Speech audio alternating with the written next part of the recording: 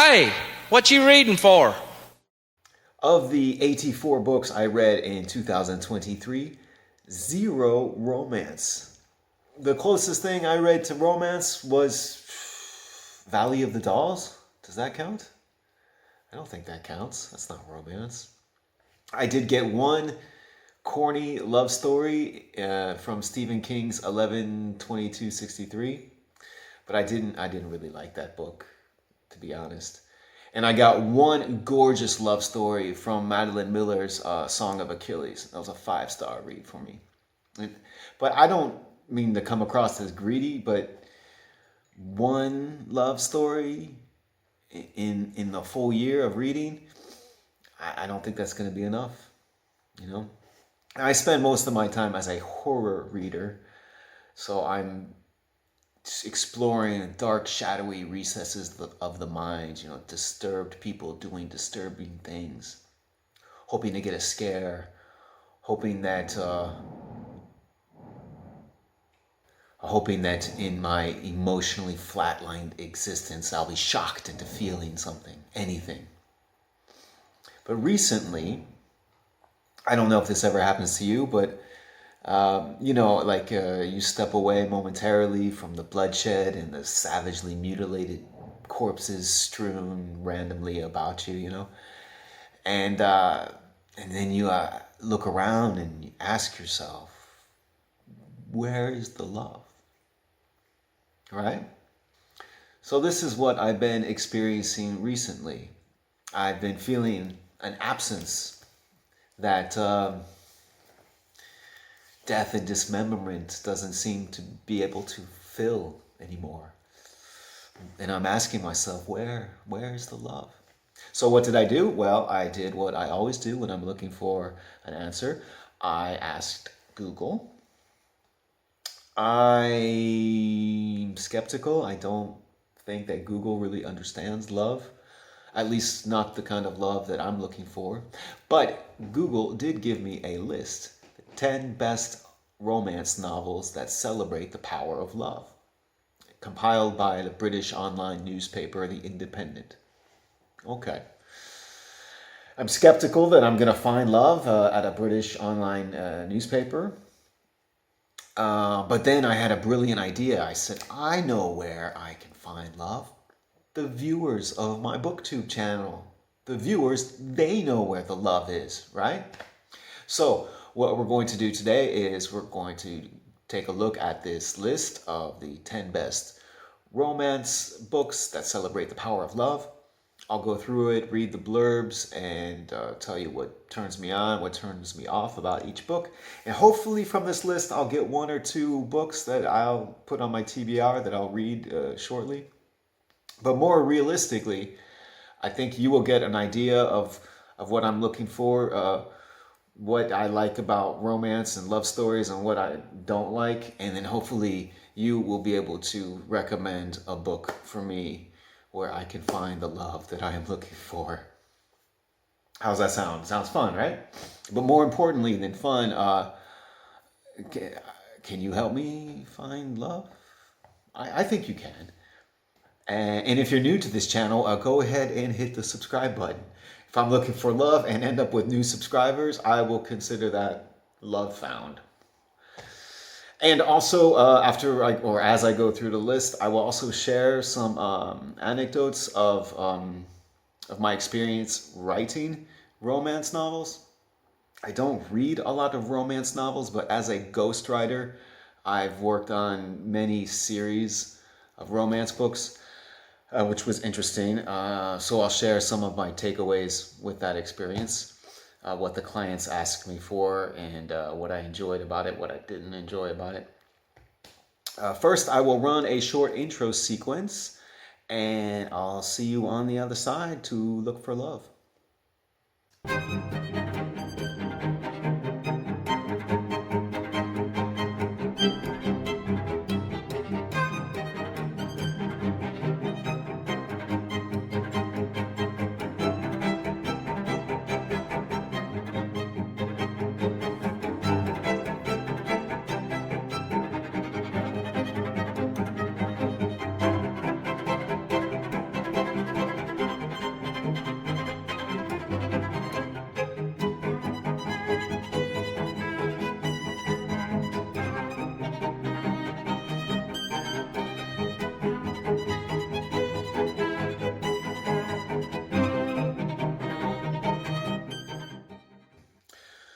Okay, starting off the list, we have Bridget Jones' Diary, which is a book I have heard of, so that's a big plus.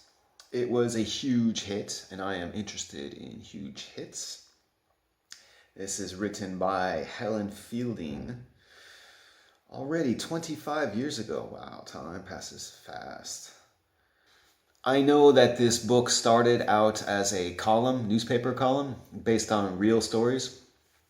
I'm not interested in reality. I'm interested in love. But let's read the synopsis. Fielding's tale of the hapless Bridget, her best friends Jude and Shazzer, her boozy nights out, disastrous dalliances with modern-day Casanova Daniel Cleaver, and her relationship with uptight Mark Darcy took the nation by storm and was later made into 3 blockbuster movies starring Renee Zellweger. A quarter of a century on, it still makes us howl with laughter. Okay. But my turn on for this book is that it was a big hit. And I want to be part of the club, right? I want to read what other people are reading, what other people are enjoying. My turn-offs is that I know this book is set in London, and I don't have anything against London. I'm just not that interested in reading a book set in London. There are so many. I'd like to read a book set somewhere else. And howl with laughter.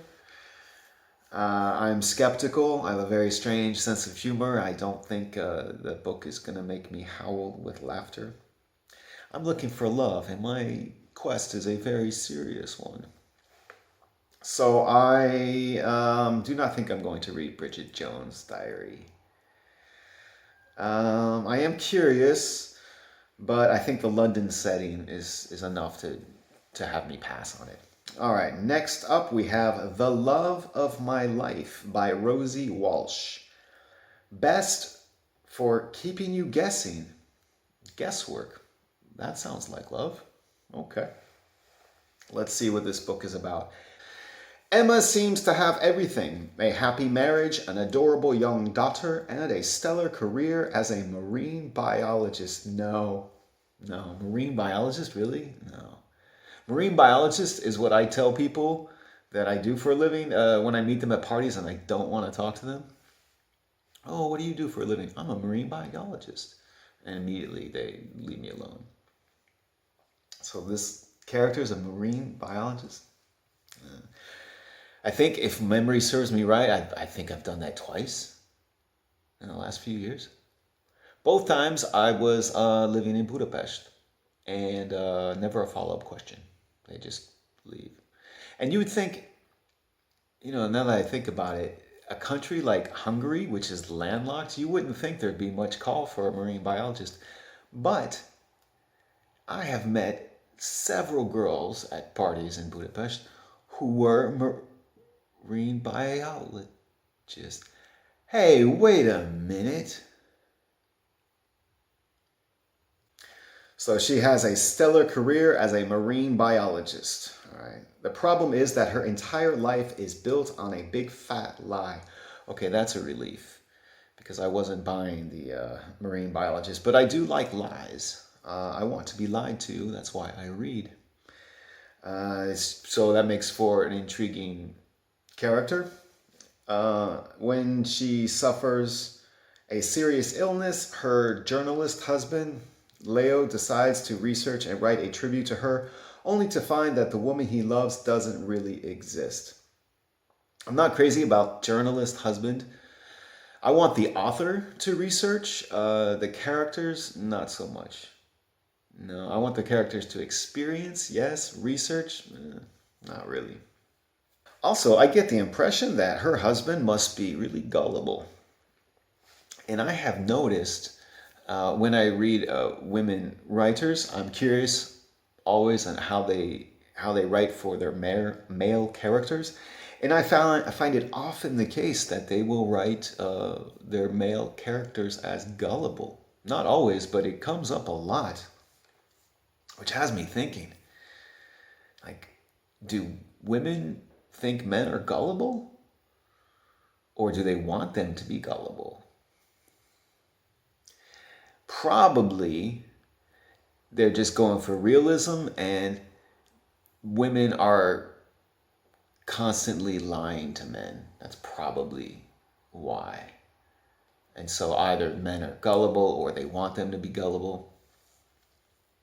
That's my takeaway from this. Could be wrong. This wonderfully written story is touching, tender, and utterly compelling with twists you won't see coming. If you like this one, don't miss Rosie Walsh's romantic first book, The Man Who Didn't Call, published in the US as Ghosted. What's with the titles of romance books, by the way? Romance books always have such bland titles. If I ever write a romance novel under my own name, I'll have no problems coming up with a title. The Girl I Met on Tuesday, right? The Friday After Thursday. The One That Got Away, or The One That Didn't Get Away. That sounds more like one of my horror novels, come to think of it. But they have such bland titles. So, my turn-ons for this book is a woman who lies. I find that very intriguing in fiction. It means that that character is creative and damaged. Those are two attributes I like in fictional characters. So that's a plus. My turn-offs is the journalist husband. And I'm concerned that this might be more of a mystery than a romance. In fact, the reviews on Goodreads are generally positive, but they do give me cause for concern. One reader wrote, "The story is pretty much a hybrid. The book begins as if it's just a contemporary fiction story, but then starts to transform into a mystery thriller, only to finish as a women's fiction novel. It's as if the author didn't know what kind of story she wanted to write, so she just combined them all into one." Now, mystery thriller is fine, but I'm just not in the mood for that right now. I'm in the mood for love. So, it does sound intriguing. I'm going to put it on my radar, not necessarily on my TBR. Moving on. London with Love by Sarra Manning. I'm going to pass on this one on title alone. London is not appealing to me right now. London is not calling, as it were. Next up, One Night on the Island, again with the titles, by Josie Silver. Best Island Romance. Okay. Dating columnist Cleo Wilder. Okay, so that's another occupation that is cause for concern. There are a few occupations that I don't want to read about, or I don't want my characters in fiction to have. Dating columnist, marine biologist, obviously, life coach. The reason is I don't trust the author, if I'm being honest. I feel like these are platforms for the author to express their opinions. And I don't want to read an essay. I want to read a story. It feels also a bit contrived. And I just feel like the author is just going to insert their own opinions about, dating and things. I want that to happen through the story. So it's a red flag for me, dating columnist. Okay.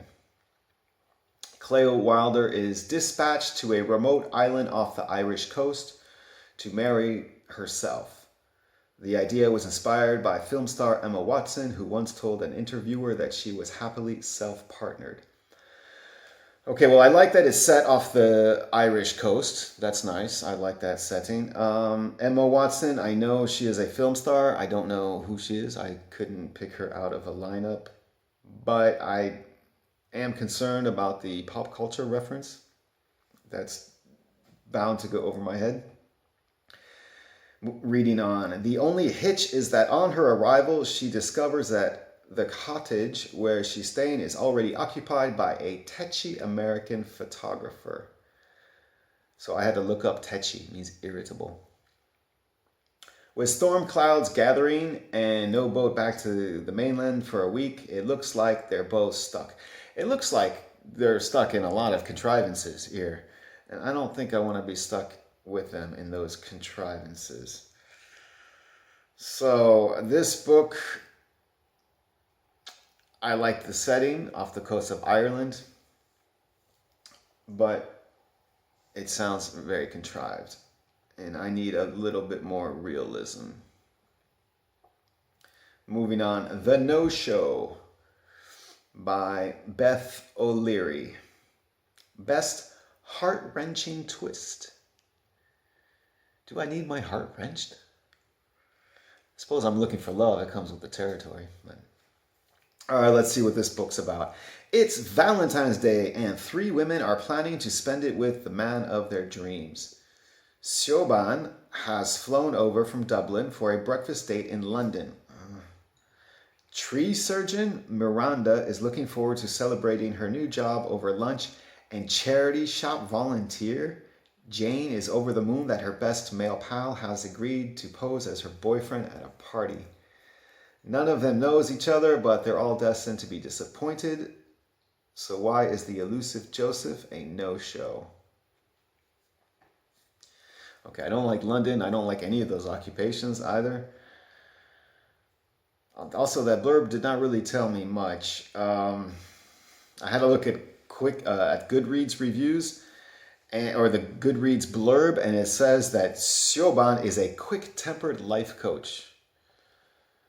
3 women who seemingly have nothing in common find that they're involved with the same man in this smart new rom-com by Beth O'Leary, best-selling author of The Flat Share. Okay, this is going to be a hard pass. Life coach, no thank you. London, not in the mood. Too much of it strikes me as unrealistic. I understand I'm looking for love, so I should expect something unrealistic, but I'm hoping for enough realism to allow me to suspend my disbelief. I don't think I'm going to get it from this book, so I'll pass. Moving on. Again, Rachel by Marian Keyes. Best romantic sequel. Okay. Marian Keyes' ability to blend comedy, drama, and emotional depth is second to none, with storylines ranging from addiction to depression. I think that's a typo. I think they mean ranging. Ranging from addiction to depression. Her novels are truly genre-defying. Okay, I mean, good for her. At this moment, I'm looking more for genre-defining, more so than genre-defying. I'm not an experienced romance reader. I'm not ready to defy the genre. But they are often unashamedly romantic. I like that. I like unashamedly romantic. Sounds good. This is a sequel to Rachel's Holiday. God, the titles of romance books. Again, Rachel continues Rachel Walsh's story 2 decades after her spell in rehab. Now in her 40s, Rachel is working as an addiction counselor, has met a new man, and has even taken up gardening. But everything is thrown into turmoil when her ex-husband Luke, the love of her life, arrives back in Ireland for his mother's funeral. So I like that it's set in Ireland. I like that the character is in her 40s. It's fantastic. Addiction is a theme that I'm very much interested in, but in horror, not really for romance. And also this is a sequel. So this is on my radar, but on my radar, not on my TBR. Moving on. Heartstopper by Alice Oseman. Best LGBTQ plus romance. All right, let's see what this is about. Boy meets boy. Boys become friends. Boys fall in love. Okay, this is what Song of Achilles was like, and that was an amazing book. That's the premise of Alice Oseman's tender story about 2 schoolboys who fall for each other. The first of 4 volumes. I'm looking for love. I'm not looking to make a commitment. So 4 volumes, that's a turn off. Schoolboys, that's a turn off as well. This graphic novel is charmingly illustrated. I don't want to read a graphic novel. So that's going to be a pass. Moving on. Normal People by Sally Rooney. I've heard of this book. This book was longlisted for the Man Booker Prize and for the Women's Prize for Fiction. It was a big hit, so I am immediately my interest is piqued. Thanks to the brilliant BBC adaptation, Sally Rooney's Normal People became one of the most talked about novels during the pandemic. Her story of star-crossed lovers, Marian and Connell, who grew up in the same small town in the west of Ireland and try to stay apart but can't, is a must-read as far as we're concerned. Yeah, Ireland's where you go when you want to find love, right? Apparently. At school, Connell is popular with everyone, while Marian is a loner with no friends. Everything changes at university in Dublin, where Marian thrives, but Connell finds it hard to fit in. Rooney is still only 31, but she's a wonderful writer who deserves every single plaudit she's received in recent years. Okay, that doesn't really tell me a lot. So I look at Goodreads, and their blurb is a little bit more descriptive, I think. Throughout their years in college, Marian and Connell circle one another, straying toward other people and possibilities, but always magnetically, irresistibly drawn back together. Then, as she veers into self-destruction and he begins to search for meaning elsewhere, each must confront how far they are willing to go to save the other.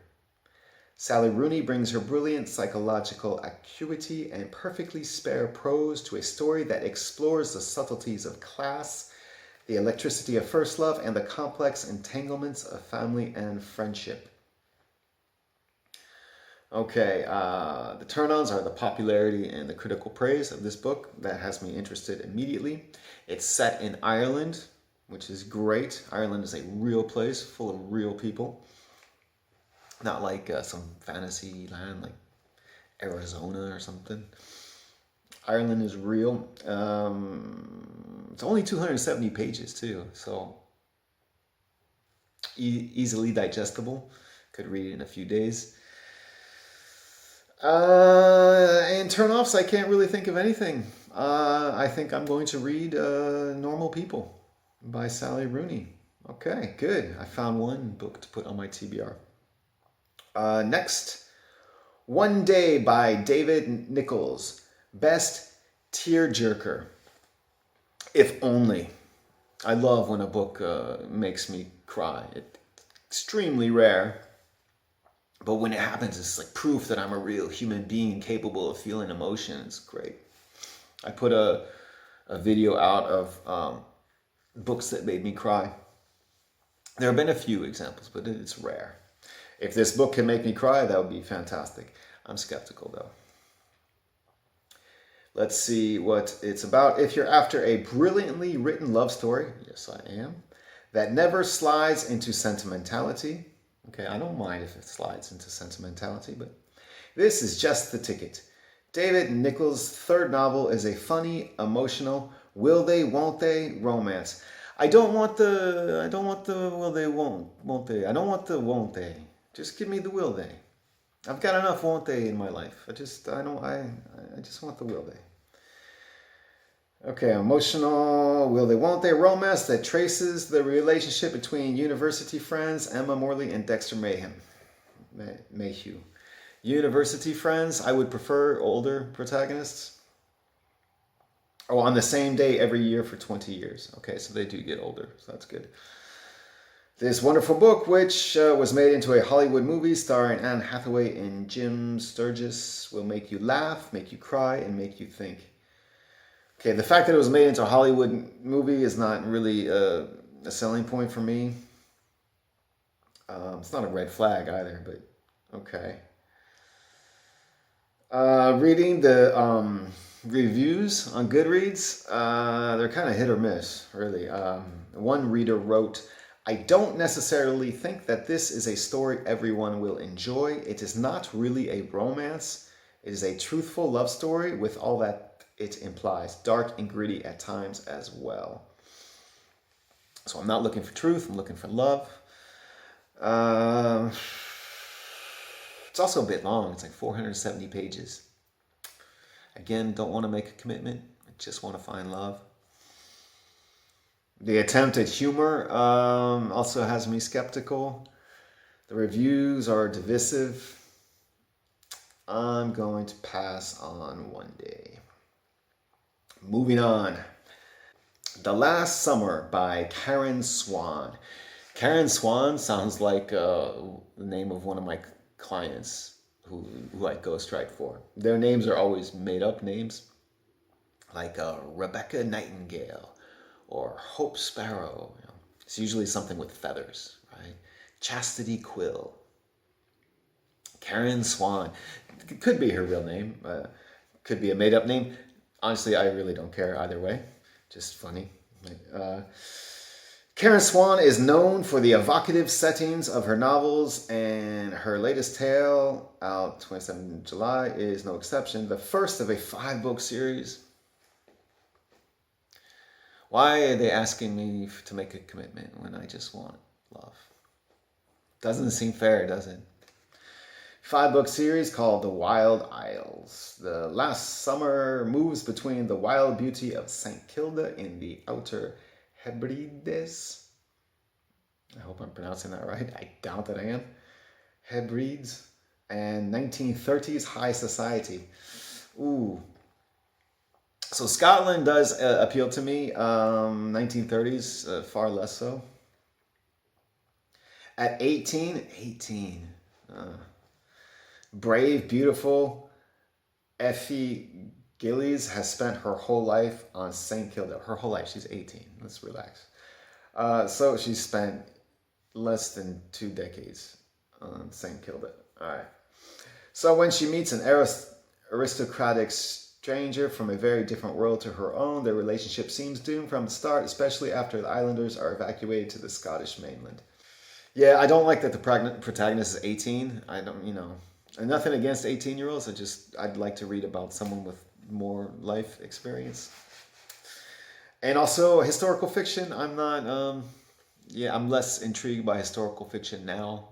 Even though I had such a positive experience with Song of Achilles, kind of feel like I want a modern setting.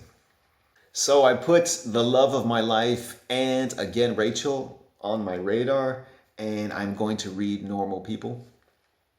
So that's one book. Really what I'm looking for, I want people falling in love. I want them, I don't care if it's a straight romance or a queer romance. I just want people to meet, fall in love, encounter problems, and overcome those problems by working together.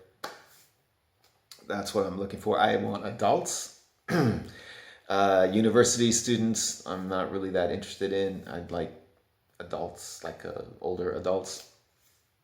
I want a real setting, not London or New York, which are real places, obviously. But I've just read so many books that are set in those cities. I'd like to read something else. And I have a strong preference for modern times rather than historical setting. Even though I had such an amazing experience with Song of Achilles, I just feel in the mood for more contemporary romance. I am reluctant, as you could see, to read about these contrived occupations, journalist, dating, columnist. I'm not so much interested in hybrid, mystery, thriller, or drama, romance. I just want romance. I'll accept like humor in romance, but the humor is more something I will tolerate, more so than it being a selling point. And I am interested in something with literary quality, and I would like it to be a standalone. Don't want to make a commitment. That's a lot to ask, right? Beggars can't be choosers, they say, but actually they can. Beggars can be choosers. I know, I would consider myself a very choosy beggar, which may be one of the reasons why I've been a beggar for so long. But still, beggars can be choosers. And that is the kind of beggar I choose to be, a choosy one. Now, when I am asked to ghostwrite, or when I get the opportunity to ghostwrite romance novels, what generally happens is the client will send me an outline between 2 or 5 pages. And the client, these are always series, and what happens is that the client will write the first book, and they'll start the series, and then they'll pass the series on to a ghostwriter, and then they'll start another series. So they give me a 2 to 5 page outline, and from there I knock out a 50,000, 60,000 word novel in a few weeks. So this allows the client to just put out books like one a month, right? And just that's how they're successful, I guess.